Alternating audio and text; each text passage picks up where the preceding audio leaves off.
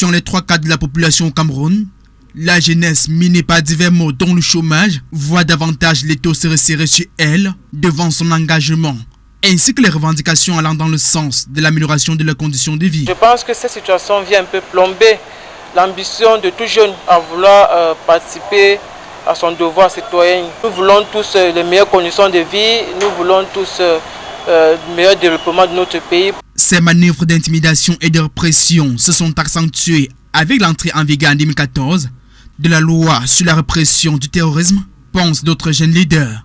C'est le cas de Cyril Béchon de l'ONG Nouveau Droit de l'Homme. L'objectif de ceci, c'est de faire peur, c'est de s'aimer la terreur et de faire en sorte que les gens se disent vraiment l'affaire de politique, ça ne nous concerne pas.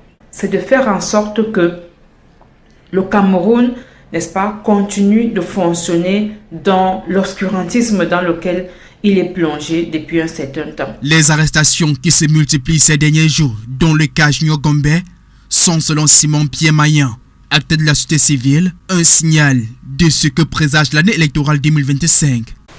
Parce que l'objectif, c'est que on est en train de faire comprendre aux uns aux autres que si quelqu'un prend le soin de dénoncer un certain nombre de choses, voilà la sentence. Il faut comprendre que c'est une année très critique, c'est une année de frustration.